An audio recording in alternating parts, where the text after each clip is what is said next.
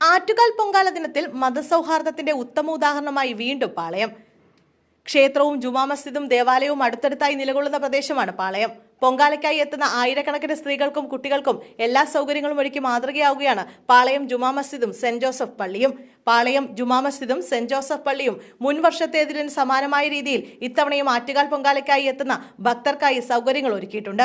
വെള്ളിയാഴ്ച ജുമാ നമസ്കാരത്തിന് മുന്നോടിയായി നടത്തിയ പ്രഭാഷണത്തിൽ പൊങ്കാലയ്ക്കെത്തുന്ന സഹോദരിമാർക്കും കുട്ടികൾക്കും മികച്ച ആതിഥേയത്വം നൽകണമെന്ന് ഇമാം ഡോക്ടർ VP സുഹൈബ് മൗലവി ആഹ്വാനം ചെയ്തിരുന്നു. ഈ സന്ദേശം സമൂഹ മാധ്യമങ്ങളിൽ വൈറലാവുകയും റിയൽ കേരള സ്റ്റോറി എന്ന വിശേഷണത്തോടെ വ്യാപകമായി പങ്കുവെക്കപ്പെടുകയും ചെയ്തു. ആഹ്വാനം വാക്കുകളിൽ ഒതുക്കാതെ ദൂരസ്ഥലങ്ങളിൽ നിന്നെത്തുന്നവർക്ക് കുളിക്കാനും പ്രാഥമിക ആവശ്യങ്ങൾ നിറവേറ്റാനും പ്രത്യേക സംവിധാനങ്ങളാണ് മസ്ജിദിൽ ഒരുക്കിയിരുന്നത്. കനത്ത ചൂടിൽ വിശ്രമിക്കാനായി ഇത്തവണ പ്രത്യേക പന്തലും സജ്ജമാക്കി. മുൻവർഷങ്ങളിൽ കമ്മ്യൂണിറ്റി ഹാളാണ് ഇതിനായി തുറന്നു കൊടുത്തിരുന്നത്. പള്ളിക്ക് സമീപം പൊങ്കാലയടുപ്പൊരുക്കി കാത്തിരുന്നവർക്ക് നോമ്പ് കഞ്ഞി, ചായ, സ്നാക്കുകൾ തുടങ്ങിയ ഭക്ഷണ സൗകര്യങ്ങളും 24 മണിക്കൂറും കുടിവെള്ളവും ലഭ്യമാക്കിയിട്ടുണ്ട്. വർഷങ്ങളായി ഇത്തരം സേവനങ്ങൾ തുടർന്നു വരുന്നതായി ഇമാം വ്യക്തമാക്കി. തൊട്ടടുത്ത സെന്റ് ജോസഫ് പള്ളിയിലും കുടിവെള്ളം, വിശ്രമ സൗകര്യങ്ങൾ എന്നിവ ഒരുക്കിയിട്ടുണ്ട്. പ്രഭാത ഭക്ഷണവും ഉച്ചഭക്ഷണവും പാളയത്തെ വിവിധ കൂട്ടായ്മകളുടെ നേതൃത്വത്തിലാണ് തയ്യാറാക്കിയത്.